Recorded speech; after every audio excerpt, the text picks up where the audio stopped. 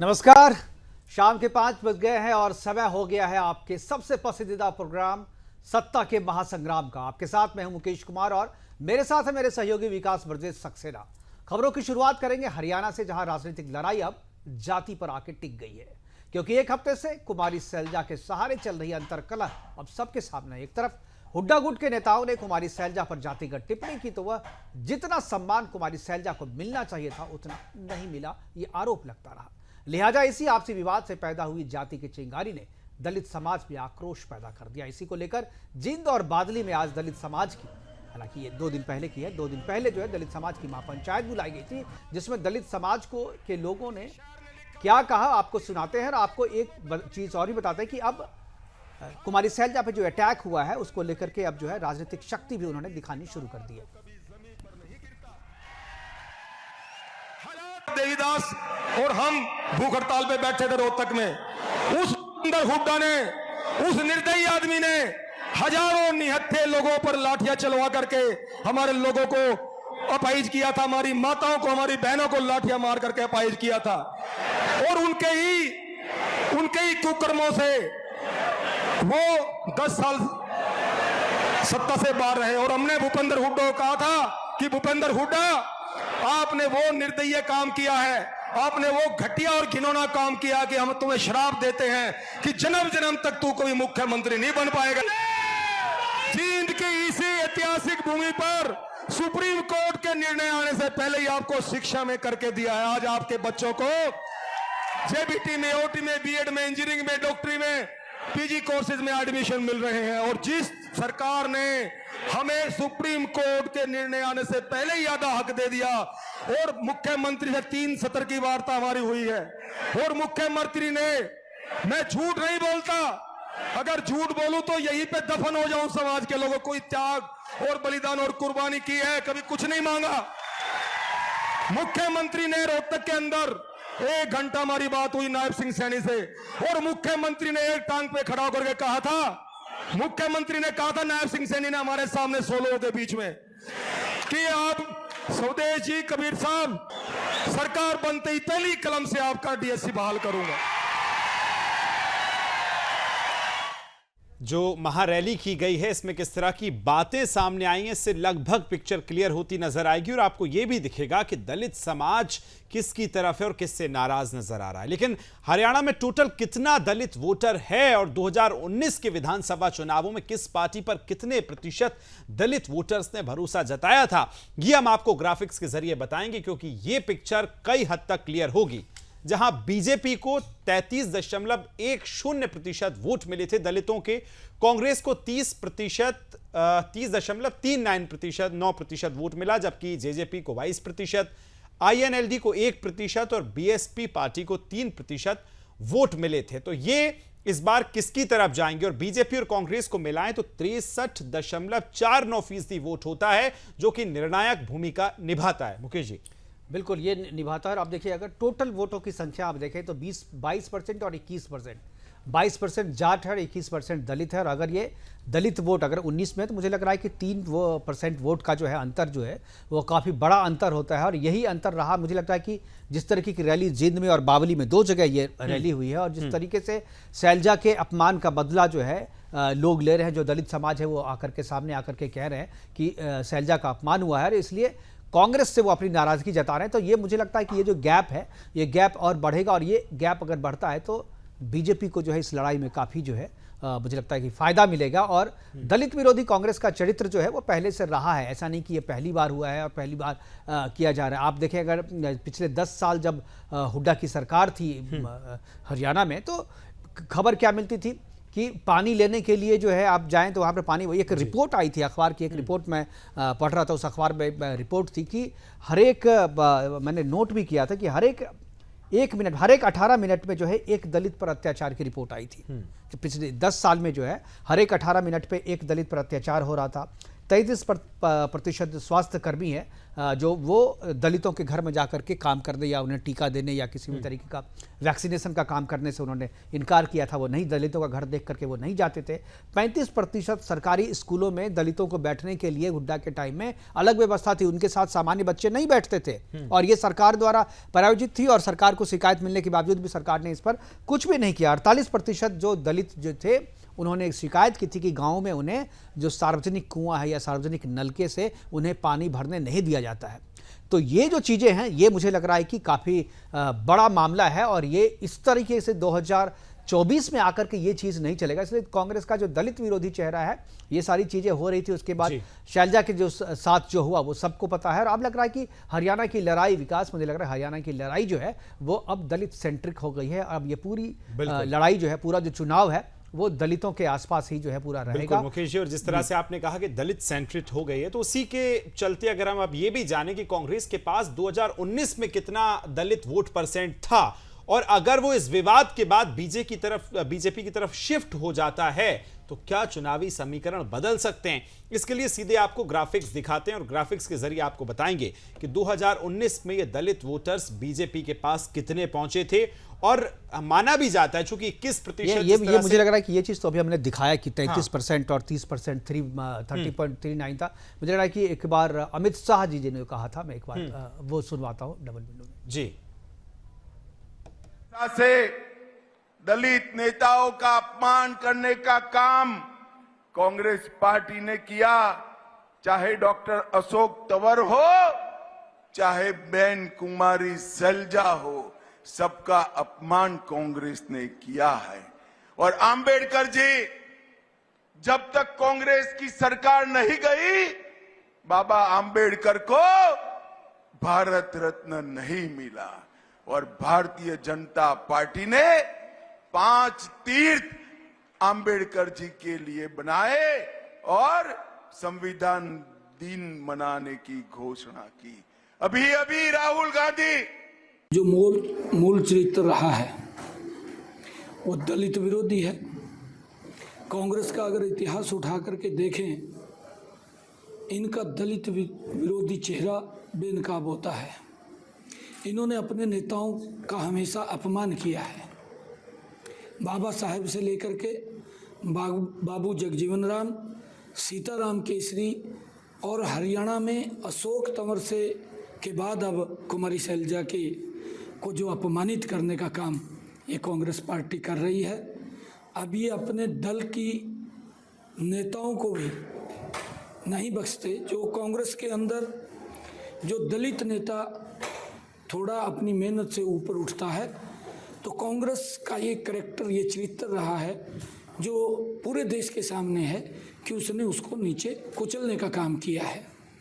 आपने तो देखा होगा कि 2014 से पहले हुड्डा की जब सरकार थी, कांग्रेस की ही दलित नेता कुमारी सैलजा, अनेक उन्होंने बयान दिए थे अखबारों के अंदर। कुमारी सैलजा के काफ़ी बयान भी आए हैं कि हुड्डा राज में दलित सुरक्षित नहीं। तो ये बयान आपने सुने, एक तरफ गृह मंत्री का बयान, दूसरी तरफ मुख्यमंत्री नायब सिंह सैनी ने, दोनों ने ही कांग्रेस को दलित विरोधी बताया है। अब इन आरोपों के बाद कांग्रेस के नेताओं की क्या कुछ प्रतिक्रिया सामने आई है, वो भी आपको सुनवा देते हैं। मुझे लग रहा है कि हमारे दोनों गेस्ट भी हमारे साथ जुड़ गए हैं, विकास जी बिल्कुल, बहुत जल्दी से एक बार प्रतिक्रिया सुनवाते हैं। उसके बाद अंशवत जी मेरे साथ जुड़ गए कांग्रेस से प्रवक्ता, और खेमचंद शर्मा जी भारतीय जनता पार्टी से जुड़ गए, उनके पास चलेंगे। बहुत जल्दी से एक बार बाइट सुनवा देते हैं जो विपक्ष के नेताओं की बाइट सामने आई है। अपनी उपलब्धि बताने की बजाय ऐसी बातें टटोलते हैं। मैंने कहा ना, अपनी उपलब्धि बतानी चाहिए, अपनी उपलब्धि बताएं। जब तो 10 साल उनको यहाँ सरकार में होगी बीजेपी जेजेपी, कहाँ हरियाणा कहाँ से कहाँ पहुँच गया। कहाँ तो हरियाणा नंबर 1 था प्रति व्यक्ति आय, प्रति व्यक्ति निवेश में, कानून व्यवस्था में, नौकरी देने में, खेल और खिलाड़ियों में। कहाँ आज बेरोजगारी में नंबर 1 है। आज असुरक्षा, कोई अपने आप को सुरक्षित महसूस नहीं करता। कौन मुख्यमंत्री बनेगा, हर आदमी की आकांक्षा है। शैलजा जी भी बनना चाहेंगे, क्यों नहीं, मेरी बड़ी बहन है। चौधरी भूपेंद्र सिंह हुड्डा जी भी बनना चाहेंगे। हम तीनों के अलावा कोई और साथी का भी राइट हो सकता है, और आप प्रजातंत्र है ना। आखिर में ये निर्णय राहुल गांधी जी और खड़गे साहब करते हैं, जो वो निर्णय करेंगे, वो हम सबको स्वीकार्य हो। ये इन बातों में कोई वज़न नहीं। मैं तो पूर्व मुख्यमंत्री, मेरे लिए पिता समान है, उनका आदर करता हूँ, उम्र की वजह से, दर्जे की वजह से, पर बचकाना बातें कर रहे हैं। शैलजा जी कांग्रेसी थी, हैं और रहेंगी। उन्हें मालूम नहीं है कि असली में श्रीमान मनोहर लाल जी को तो अब नरेंद्र मोदी जी कुरुक्षेत्र की रैली तक में नहीं ले गए, कहीं उनको देख के वोट ना टूट जाएं। तो वो अपनी चिंता करें, कहीं उन्हें मंत्री पद से ना हटा दे जैसे मुख्यमंत्री पद से हटाया था। हमारे वाला तो ठीक है परिवार।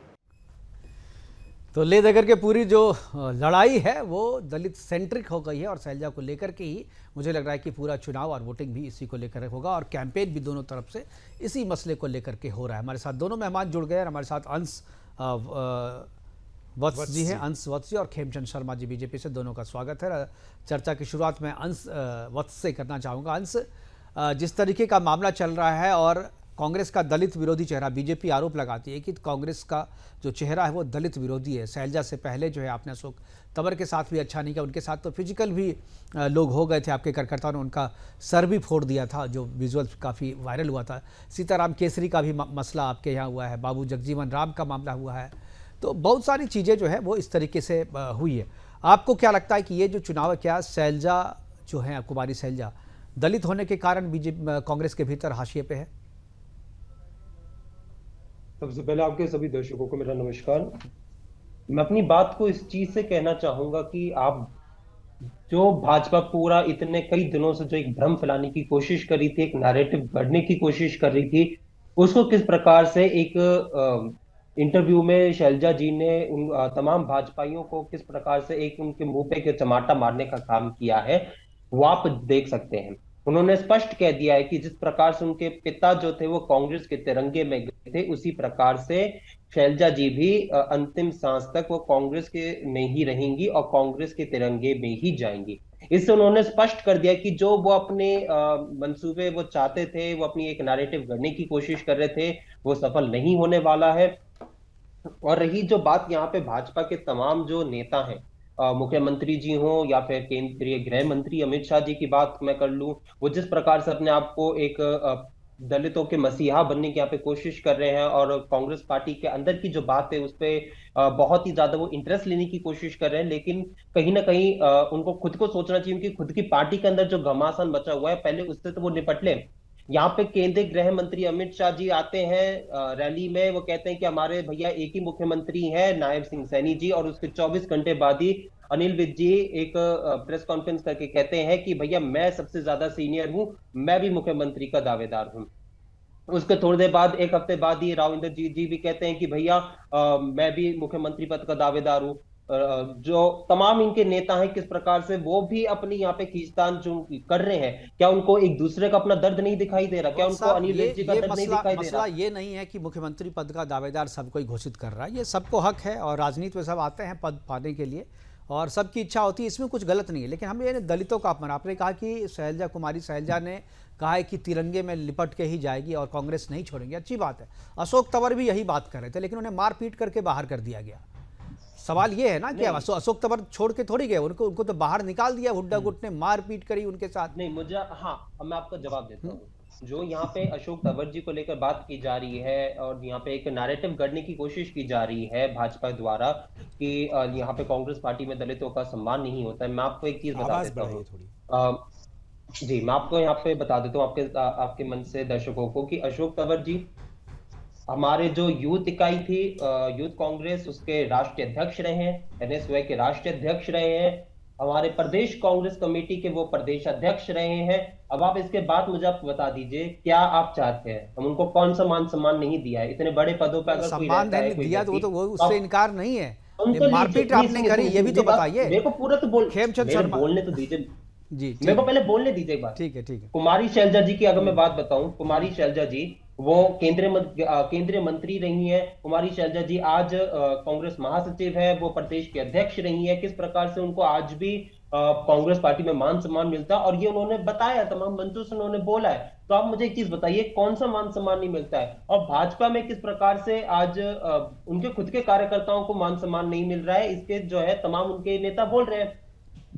चाहे वो बात तो महेंद्रगढ़ से जो थे उनके पूर्व नेता रामविलास शर्मा जी, वो कह रहे थे कि मैं भैया इतने बड़े उस पे रहा हूं, जब पार्टी का कोई झंडा नहीं उठाता तब मैंने तब झंडा उठाया है, ऐसे बीच में मेरी खुद की टिकट काट दी इन्होंने। किस प्रकार से यहाँ पे इस्तीफों का इनके पार्टी में दौर चल रहा है।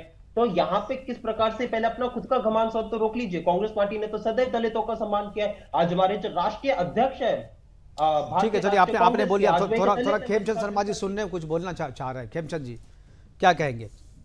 नमस्कार, जय हिंद मुकेश जी। जय हिंद। धन्यवाद। कांग्रेस के प्रवक्ता को अब ग्लानि नहीं होगी या फिर परेशानी नहीं होगी, लंबा बोल लिए हैं। देखिए, ये दलित विरोधी रहे हैं, ये आज का इतिहास नहीं है। आजादी के तुरंत बाद कोई दलित प्रधानमंत्री हो सकता था, इन्होंने नहीं बनने दिया।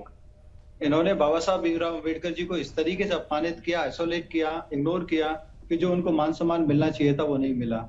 खुद अपने आप को पंडित जी ने भारत रत्न दे दिया और लोगों को भी भारत रत्न दे दिया, लेकिन बाबा साहब को जब तक कांग्रेस की सत्ता रही, जब तक कांग्रेस का होल्ड रहा, तब तक उनको भारत रत्न नहीं मिला। भारत रत्न जब मिला जब भारतीय जनता पार्टी एक स्ट्रॉन्ग पोजीशन में आई और भारतीय जनता पार्टी का से होने लगा तो भारत रत्न मिला। और आज जब मोदी जी ने सरकार बनाई है तो बाबा साहब के जितने भी जहां भी उनकी ऐसी यादें हैं जिनको संभालना चाहिए, पूरे विश्व के सामने लाना चाहिए, जनता के सामने लाना चाहिए, चाहे वो देश में हो या विदेश में हो। हर एक ऐसी याद को या हर एक ऐसे स्थान को, चिन्हों को हम लोगों ने प्रिजर्व किया है और जनता के सामने लाने का काम किया है। 5 बड़े स्थान बाबा साहब के नाम पे, दिल्ली के सेंटर में बाबा साहब के नाम पे एक बहुत बड़ा ऑडिटोरियम बना है, बाबा साहब की एक बड़ी मूर्ति लगी है। खेमचंद शर्मा जी, लेकिन जो दावा आपकी पार्टी कर रही थी, मनोहर लाल जी ने जो दावा किया था कि हम रणनीति बना रहे हैं, बहुत जल्दी शैलजा जी आएंगी, वो तो निराधार निकले। मैं आता हूँ, उसी पे आता हूँ। देखिए, मुद्दा है कि कौन दलितों का ख्याल रख रहा है, कांग्रेस या भारतीय जनता पार्टी? कांग्रेस उनको मिसयूज कर रही है, अपमानित कर रही है। वैसे ही उनके बाद बाबू जगजीवन राम जी को देख लीजिए, किस तरीके से उनको अपमानित किया गया। उनके बाद आप देखिए सीताराम केसरी जी, उनको लिटरली धक्के मार के ऑफिस से बाहर निकाला गया। वयोवृद्ध नेता, सीनियर नेता, अरे आपको अध्यक्ष पद से हटाना था, ठीक है हटा देते, लेकिन इस तरीके से अपमानित करके उनको ऑफिस से बाहर निकाला गया। 4 आदमी पकड़ के, 2 आदमी हाथ 2 आदमी पैर पकड़ के ले गए थे। हम लोग को याद है, उस दौरान हम लोग पत्रकारिता करते थे, उनके कपड़े भी हट गए थे उनके ये से। जी बिल्कुल, बड़ा अपमानित हुआ था। जी, वो धोती पहनते थे इसलिए कपड़े भी हट गए। उनकी मृत्यु पे भी उनको बिल्कुल। खेमचंद जी के पास आ रहा हूं, आपने एक प्रवक्ता होने के नाते जो अपनी बातें रखी हैं, बात पूरी नहीं हुई जी, चलिए एक बार उनसे जान लेते हैं, फिर अंश जी आपके पास आ रहा हूं। खेमचंद जी, बात पूरी कर लीजिए। देखिए, जो अपमान इन्होंने पहले किया वो अपमान आज भी जारी है। तंवर साहब हों या आज कुंवारी शैलजा जी हों। शैलजा जी एक कभी MP मेंबर ऑफ पार्लियामेंट है, पूर्वाध्यक्ष है, महासचिव है, लेकिन वो अभी प्रचार के लिए क्यों नहीं आई? क्यों उनके कहने पे जो कार्यकर्ता या उनके समर्थक है उनको उन्होंने टिकट दी? ये अपने आप में दिखाता है, क्योंकि ये दलितों को जगह नहीं देना चाहते। अभी आपके बगल में मैं खेमचंद जी आपको रोक करके, ये जो है जींद में और बावली में 2 दलितों की महारैली हुई है वहाँ पर, और उन्होंने काफ़ी कुछ कहा है कांग्रेस के बारे में। आपको क्या लगता है कि दलित समाज जो है वो एकजुट हो रहा है शैलजा के पक्ष में, और शैलजा जो है इस चुनाव में एक बड़ा फैक्टर होने जा रही है?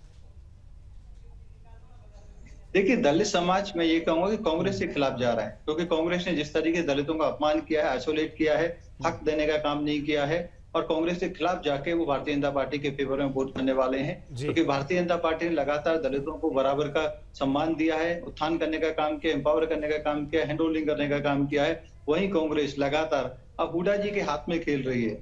अगर वो बराबरी का सम्मान देती तो कम से कम सारी सीटें नहीं तो 20, 30 या 40 सीटें शैलजा जी की जो पसंद की थी वो भी दी जाती हैं। सुनने में तो ये आ रहा है कि मुश्किल से 4-5 सीटें उनके कहने पे दी गई हैं। ठीक है, वत्स साहब इस चीज का जवाब दीजिए। सबसे पहले आप कह रहे थे एक प्रवक्ता होने के नाते जो आपने बातें रखी हैं कि हमने सम्मान दिया, वो बात ठीक है, लेकिन ये जो 2 महारैलियां हुई हैं दलित समाज की, वो आप पर और हुड्डा साहब पर कई सवाल खड़े करते हैं। अगर ये इतनी बड़ी संख्या में रैली हो रही है और इस तरह के संकेत हैं, तो ये भविष्य की तरफ अच्छे इशारे नहीं है आपके लिए। क्या कहेंगे सर, किस तरह से तैयार है अब कांग्रेस पार्टी? फिर देखिए, जिस प्रकार से सर्वप्रथम मैं अपने भाजपा के जो हमारे साथी हैं, मैं उनके कुछ बातें जो उनकी रही थी उनका पहले जवाब देना चाहूंगा। उन्होंने सबसे पहले बात की कि दलितों का कांग्रेस पार्टी ने अपमान किया है।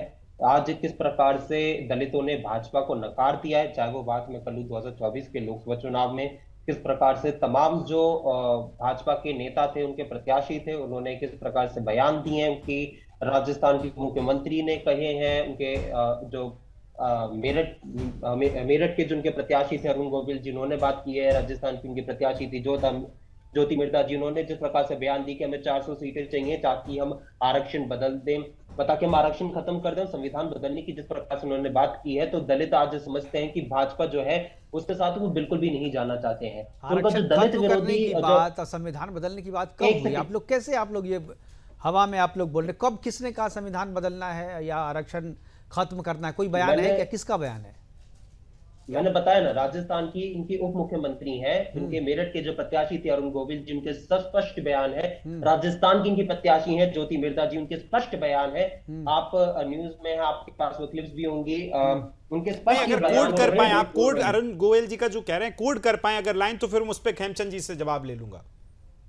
नहीं, ये झूठ बोल रहे, कभी भी ऐसा नहीं कहा कि हम दलितों के जो अधिकार हैं, दलितों की जो पहचान है, दलितों का जो हक है, मैंने उसको मारने के लिए नहीं बोला है। मैं चाहूंगा ऐसा कभी नहीं कहा। इन्होंने लोकसभा में जरूर अफवाह फैलाई। एक सेकंड आप मेरे बीच में बोलेंगे, मैं आपके बीच में। ठीक है खेमचंद जी इनको बोलने दीजिए, मैं फिर आपके पास मैं आपको बोलने नहीं दूंगा। ठीक है। उनके तो स्पष्ट बयान थे कि हमें 400 सीटें चाहिए, आरक्षण जो है उसको खत्म हमें करना है, उसमें बदलाव लाना है, उन्होंने स्पष्ट कहा था।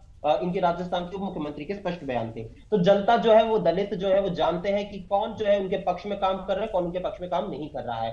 यहाँ पे जिस प्रकार से दलित आज जानते हैं, किस प्रकार से आज बीते 2-3 सालों में 50% हरियाणा में जो है दलितों के ऊपर जो अपराध उसमें वृद्धि हुई है, किस प्रकार से। पर सर थ्योरी से जाने से बेहतर प्रैक्टिकल हम देखें, जो 2 रैलियां हुई हैं उस पर क्या कहेंगे? उस रैली पर जवाब दीजिए ना सर, वहां से सवाल मैंने शुरू किया था। नहीं, सुन तो लीजिए, मेरी बात तो सुन लीजिए। आप ही बोल रहे हैं सर, आपको ही सुन रहे हैं। हाँ, अगर मैं पूरे देश की बात करूं तो 96% जो है केसेस जो आज दलितों के ऊपर हो रहे हैं, उसमें वो 13 राज्यों से आते हैं, जिसमें आपके राजस्थान, आपका मध्य प्रदेश, आपका उत्तर प्रदेश, तमाम जो भाजपा शासित राज्य हैं, वहां पर आज जो है दलितों के ऊपर हो रहे अपराध में वृद्धि सबसे ज्यादा पाई जाती है। तो कौन दलितों के साथ खड़ा है? ये तो आपने माना कि बीजेपी के शासन में हरियाणा में दलितों पे अत्याचार नहीं हुआ है, केसेस नहीं है, इसका मतलब तो ये भी है ना? यही कोट नहीं, मैंने सबसे पहले यही कोट किया कि बीते 2-3 सालों में 50% वृद्धि हुई है दलितों के ऊपर हो रहे अपराध में। तो दलितों का किसके राज्य में मान सम्मान हो रहा है, ये स्पष्ट रूप से मैंने आपको। ठीक है, हमारे पास अब जी मैं आपके पास आ रहा हूं। बट साहब ने कई आप पर आरोप लगाए दलित चेहरे को लेकर और दलित राजनीति को लेकर, और अपराध जो है उसको लेकर, अपराध से आरक्षण तक कई आरोप लगाए उत्तर प्रदेश और ना जाने कौन कौन से स्टेट्स को लेकर, क्या कहेंगे? देखिए, हम सब जानते हैं किस तरीके से उत्तर प्रदेश में जब दलित बहन के साथ अत्याचार होता है, वहां पे बलात्कार होता है, तो ये चुप रहते हैं क्योंकि वहां पे समाजवादी पार्टी के साथ ये लोग हैं। राजस्थान में जो अत्याचार हुआ था वो जब कांग्रेस की वहां पे सरकार थी, और हरियाणा में जब इनकी हुड्डा साहब की सरकार थी, वहां पे तो हालत ये थी कि स्कूलों में भी दलितों के जो बच्चे हैं वो सामान्य वर्ग के साथ नहीं बैठ सकते थे, या फिर वहां पे एक जो डोमिनेटेड वर्ग है उसके साथ नहीं बैठ सकते थे, उनकी अलग से व्यवस्था हुआ करती थी। आज वैसा नहीं है, क्योंकि इनके नजरों में उनको बराबरी का हक नहीं है, दलितों को बराबरी का हक नहीं है, और ना ही बराबरी का ये हक देना चाहते हैं। और वैसा ही अपने नेताओं के साथ करें, अगर नहीं करते तो शैलजा जी को कम से कम 40-50% सीटें दी जाती उनके चाहने वालों को, उनके समर्थकों को, उनके कहने पे। वैसा नहीं दिया, उनको अपमानित करने का काम किया जा रहा है। अगर वो प्रचार में नहीं आ रहे हैं तो मत आओ, कोई बात नहीं, कोई फर्क नहीं पड़ता, ऐसा करके उनको छोड़ दिया गया है। तो दलितों में एक बहुत बड़ा गुस्सा है। वहीं जिस तरीके से आदरणीय एमएल खट्टर साहब ने, उनके वासनी साहब ने काम किया है, सबके लिए काम किया है, छत्तीय समाज के लिए काम किया है, सबको बराबरी का हक दिया है, सबको एम्पावर करने का काम किया है, सपोर्ट दिया है, और जो दलितों के युवा हैं उनको स्टैंड अप इंडिया के माध्यम से और स्किल इंडिया के माध्यम से, और जिस तरीके से मुद्रा लोनों में उनको प्योरिटी दी गई, फिर जो रेडी पटरी वाले भाई बहन है उनको मदद दी गई, विश्वकर्मा योजना के तहत उनको हाथ के जो कारीगर होते हैं उनको सपोर्ट दी गई। उससे बहुत सारा दलित समाज, ओबीसी समाज एम्पावर हुआ है, अपने काम धंधे खड़ा कर पाए। हरियाणा में ज्यादातर लोग बिल्कुल, हालांकि अब देखिए बहुत कम समय रह गया है चुनाव में, और दलित किसके साथ होंगे और बड़ी निर्णायक भूमिका में दलित होते हैं। लेकिन आज के लिए समय मेरे पास इतना ही था। अंशवत जी आपका और खेमचंद शर्मा जी आप दोनों का बहुत धन्यवाद मेरे साथ चर्चा में जुड़ने के लिए। वक्त चर्चा होगी जम्मू कश्मीर में। जम्मू कश्मीर विधानसभा चुनाव के दूसरे चरण का चुनाव प्रचार जो है वो कल खत्म हो गया है, और 26 विधानसभा सीटों पर मतदान कल होना है। इन 26 सीटों पर 239 उम्मीदवारों के भाग्य का फैसला जो है वो जनता कल करने वाली है, और सारी तैयारियां जो है पूरी कर ली गई। इस समय 8 अति संवेदनशील क्षेत्र में भी कल मतदान होंगे और वहां पर सुरक्षा के पुख्ता इंतजाम जो किए गए। पहले चरण में बम्पर वोटर हमें देखने को मिला थे कि बम्पर वोटिंग हुई थी पहले चरण में। दूसरे के मतदान का क्या हाल होता है वो भी हम देखेंगे। आइए सबसे पहले आपको राहुल गांधी का वो देश विरोधी बयान सुनवाते हैं जिससे वो भारत सरकार को बाहरी बताकर कश्मीर की भोली भाली जनता को बहकाने की कोशिश कर रहे हैं। चुनाव प्रचार के दौरान राहुल गांधी ने कहा कि इससे पहले जो भी चीज कर रहे थे वो कश्मीर के लोग कर रहे थे और जो इनको रोका गया है वो बाहर के लोग, यानी 370 को हटाने का जो फैसला है वो भारत सरकार का है। और उसके बारे में राहुल गांधी का कहना था कि 370 जो है वो बाहरी लोगों ने इसे हटाने का फैसला किया। खासतौर पर भारत सरकार और भारत को अलग, वही सोच जो सोच पाकिस्तान का है, वही सोच जो अलगाववादियों का है, वही सोच राहुल गांधी ने पहले न्यूयॉर्क में अमेरिका में दिया और अब कल चुनाव प्रचार के दौरान उन्होंने कश्मीर में भी यही बातें की। क्या कहा था राहुल गांधी ने, एक बार सुनते हैं। और जो आपका था पहले, जो आपकी सरकार डिसीजन लेती थी, आपके हित में जो डिसीजन लेती थी, आपके भविष्य को सोचकर जो डिसीजन लेती थी, आज बाहर के लोग निर्णय लेते हैं। और जो आपका था पहले, जो आपकी सरकार डिसीजन लेती थी, आपके हित में जो डिसीजन लेती थी, आपके भविष्य को सोचकर जो डिसीजन लेती थी, आज बाहर के लोग निर्णय लेते हैं। और जो आपका था। तो आप सुन रहे थे राहुल गांधी को बाहरी लोग बता रहे हैं। हालांकि किसको बता रहे हैं, किस परिप्रेक्ष्य में बात कर रहे हैं, ये आप भी जानते हैं। चलिए आपको ये बताते हैं 26 विधानसभा सीटें जहां कल मतदान होना है वो कौन कौन सी हैं, ग्राफिक्स के जरिए सबसे पहले बता रहे हैं। फिर वहां से हमारे सहयोगी रोहिल बशीर भी हमारे साथ जुड़े हैं, उनके पास चलेंगे, जानेंगे किस तरह की तैयारियां हैं। सबसे पहले ग्राफिक्स से आपको बता रहे हैं 26 वो सीटें जहां कल मतदान होना है, वोटिंग होनी है, जिसमें बड़े नाम जो हैं वो भी हम आपको दिखा रहे हैं। चाहे वो गुलावड़ हो, श्री माता वैष्णो देवी की सीट है, वहां से मेंढर, सूरनकोट और थाना मंडी, पुंछ हवेली, ये वो 26 सीटें आती हैं जहां कल मतदान होना है। नौशहरा में भी कल चुनाव होने हैं। खायनार, चंपोली, गंदरबास, मज़ार शरीफ, चराड़े शरीफ, चदूरा, खान साहब, बीरवाहा, सेंट्रल सल्तन, बिल्कुल यहाँ मतदान सारी जगहों पे जो है चुनाव होने हैं। और उमर अब्दुल्ला की बात की जाए तो जिन सीटों से वो चुनाव लड़ रहे हैं वहां भी उन पर मतदान होना है। तो उमर अब्दुल्ला 2 जगहों से चुनाव लड़ रहे हैं जहां कल वोटिंग होनी है। तो उनकी किस्मत का फैसला जो है कल मतदाता कर देंगे। ये 4 बड़ी सीटें भी ग्राफिक्स के जरिए हम आपको बता रहे हैं। और गंदरबल, जी बिल्कुल, वहां से चुनाव वो लड़ रहे हैं। लेकिन सीधा रोहिल के पास चल रहे हैं। रोहिल, बहुत कम समय शेष है और किस तरह की वहां तैयारियां हैं? 26 सीट जो हैं, अति संवेदनशील इलाके कौन से हैं, कितनी इस बार मतदाता को लेकर जो फैसिलिटीज हैं वहां वो दी गई हैं? देखिए विकास, पूरी तरीके से अगर तैयारियों की बात करें तो दूसरे चरण के मतदान कल सुबह 7 बजे से शुरू हो जाएंगे। और इसमें अगर देखा जाए तो सुरक्षा व्यवस्था का सबसे बड़ा मुद्दा रहता है। और इस वक्त हम लाल चौक श्रीनगर में मौजूद है। यहाँ पर भी सुरक्षा व्यवस्था को पूरी तरीके से अलर्ट पे रखा गया है। कल 26 विधानसभा सीटों पर जो है वो मतदान होंगे, जिसमें बड़े बड़े चेहरे जो है वो भी सामने जो है नजर आएंगे। जिसमें उमर अब्दुल्ला की बात करें, जम्मू कश्मीर अपनी पार्टी के प्रेसिडेंट अल्ताफ बुखारी की बात करें, तो साथ ही साथ कई ऐसे जो एक्स मिनिस्टर्स हैं वो भी कल मैदान में हुआ नजर आएंगे। और इसके साथ ही जानकारी ये भी है कि 25.78 जो लाख वोटर्स हैं वो अपने मत का इस्तेमाल जो है कल दूसरे चरण के मतदान में करेंगे। लेकिन इससे पहले तमाम तर तैयारियां मुकम्मल कर ली गई है। जो पोलिंग पार्टीज हैं उनको आज दोपहर को ही पोलिंग स्टेशन की ओर जो है वो डिस्पैच किया गया था। और सुरक्षा व्यवस्था का जो सबसे बड़ा मेन मुद्दा रहता है, सुरक्षा व्यवस्था के लिहाज से जम्मू कश्मीर पुलिस के साथ साथ पैरामिलिट्री फोर्सेस को पोलिंग स्टेशन के अंदर और पोलिंग स्टेशन के बाहर जो है वो तैनात कर दिया गया है। तो पूरी तरीके से हमने देखा जिस तरीके से पहले चरण के मतदान में एक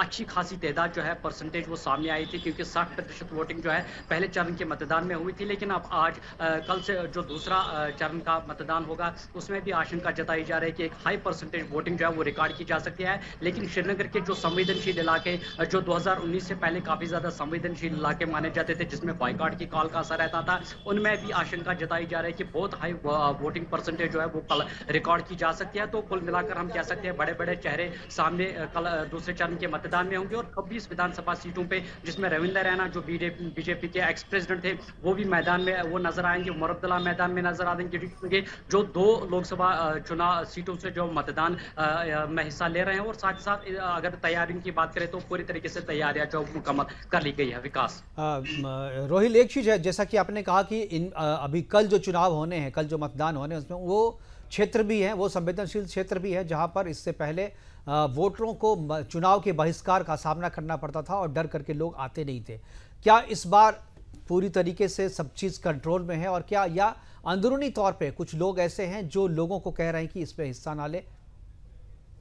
देखिए, अगर संवेदनशील इलाकों की बात करें, जिसमें श्रीनगर के कुछ डाउनटाउन इलाके जहां पर आतंकवाद का गढ़ रहा करता था, जहां पर अलगाववाद का गढ़ जो है वो माना जाता था 2019 से पहले, लेकिन 2019 के बाद जिस तरीके की परिस्थितियां जम्मू कश्मीर में बदली है, खासतौर पर कश्मीर घाटी में, उसके बाद हमने देखा लोकसभा चुनाव में एक बड़ी पार्टिसिपेशन जो है लोगों की वो देखने को मिली। और उसके बाद पहले चरण के मतदान में भी जो दक्षिण कश्मीर के संवेदनशील इलाके थे, जहाँ पर आतंकवाद का सबसे ज़्यादा जो है आतंक से प्रभावित इलाके थे, वहाँ पर भी एक अच्छी परसेंटेज जो है लोगों की, खासतौर पर जो युवा पीढ़ी थी, वो युवा पीढ़ी सामने निकल कर आ रही और अपने वोट का इस्तेमाल कर रहे थे। तो इसी तरीके से आशंका ये जताई जा रही है कि जो श्रीनगर के डाउनटाउन इलाके हैं, जहां पर अलगाववाद काफी ज्यादा देखने को मिल रहा था, वहां पर भी एक अच्छी वोटिंग परसेंटेज जो है वो कल रिकॉर्ड की जा सकती है, ये आशंका जताई जा रही है। ठीक है रोहिल हमारे साथ जो है, आप कल सुबह 7 बजे जब मतदान होगा तो बने रहिएगा और आपके जरिए हम अपडेट जो है अपने दर्शकों को पहुंचाते रहेंगे। फिलहाल अभी जुड़ने के लिए हमारे साथ बहुत बहुत धन्यवाद, और नज़र बनाए रखिए हर एक अपडेट पे। आपके जरिए हम खबर अपने दर्शकों तक पहुंचाते रहते हैं। और आज के इस सत्ता के महासंग्राम में